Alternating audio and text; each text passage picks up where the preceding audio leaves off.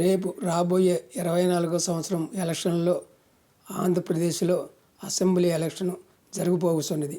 ఆ ఎలక్షన్లో చంద్రబాబు నాయుడు తెలుగుదేశం పార్టీ, అట్నే బీజేపీ, పవన్ కళ్యాణ్ జనసేన పార్టీ ఈ ముగ్గురు కలిసి పూర్తి ఏర్పరచుకొని అక్కడ ఆంధ్రప్రదేశ్లో ప్రభుత్వం ఏర్పాటు చేయాలని చంద్రబాబు నాయుడు చాలా ప్రయత్నం చేస్తున్నాడు.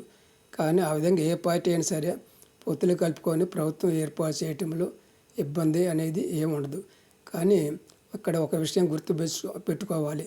రేపు ఒకవేళ తెలుగుదేశం అధికారంలోకి వచ్చి చంద్రబాబు నాయుడు ముఖ్యమంత్రి అయితే ఇక్కడ ప్రతిపక్షం అనేది వైఎస్ పార్టీ కాదు, జనసేన పార్టీ అనుకోవాలి.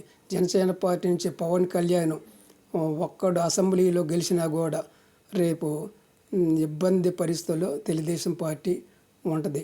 ఎందుకంటే పవన్ కళ్యాణ్ని కాదని తెలుగుదేశం పార్టీ ఏ పని కూడా ముందుకు పోలేదు. ఆ విధంగా జనసేనాన్ని నిలువరించాలంటే తెలుగుదేశం పార్టీకి కష్టమైన పని. ఆ విధంగా నిలువరించాలంటే వైఎస్ పార్టీ జగన్మోహన్ రెడ్డికే ఒక్క అసాధ్యం అయ్యే పని. జనసేనాన్ని ఏదైనా ధిక్కరించండి.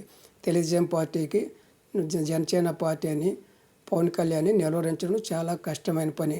కాబట్టి రాబోయే రోజుల్లో పవన్ కళ్యాణ్ కనుక అసెంబ్లీలోకి వస్తే ఎందుకంటే తెలుగుదేశం పార్టీలో మంత్రులు, ఎమ్మెల్యేలు, పార్టీ నాయకులు నియోజకవర్గంలో ఏడో ఒకసారి ఏలిపెట్టి ఏదో తప్పు చేస్తుంటారు. ఆ తప్పుకి జనసేన పార్టీ అధ్యక్షుడు పవన్ కళ్యాణ్ కనుక దానికి గట్టిగా ఎదిరించి మాట్లాడే శక్తి తెలుగుదేశం పార్టీకి ఉండాలి. ఆ విధంగా లేకపోతే దాన్ని ఎదుర్కొనడం చాలా కష్టమైన పని. ఎందుకంటే రేపు ఈ రాబోయే 5 సంవత్సరాలు కూడా ముందు ప్రతిపక్షమైన జగన్మోహన్ రెడ్డికి, వైఎస్ఆర్ పార్టీ జగన్మోహన్ రెడ్డి కంటే జనసేన పార్టీ ఇక్కడ తెలుగుదేశానికి ప్రతిపక్షంగా ఉంటుంది. ఇది పవన్ కళ్యాణ్ ఈ 5 సంవత్సరాలు ఏదంటే అది అసెంబ్లీలో ఆమోదింప చేయాల్సిన పరిస్థితి తెలుగుదేశానికి ఉంటుంది. కాదంటానికి వీల్లేదు.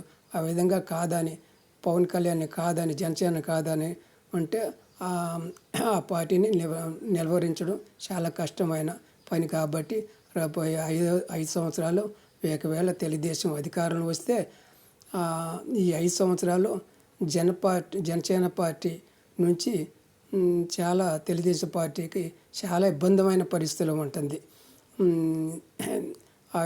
ఇబ్బందిమైన పరిస్థితి కాబట్టి వాళ్ళ జనసేన పార్టీ అధ్యక్షుడు పవన్ కళ్యాణ్ అసెంబ్లీకి వస్తే తెలుగుదేశం పార్టీ చాలా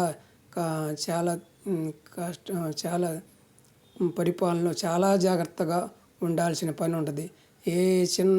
ఎక్కడైనా పొరపాటు చేస్తే దాన్ని పవన్ కళ్యాణ్ నిలదీసి సమర్థత పవన్ కళ్యాణ్కి ఉంటుంది.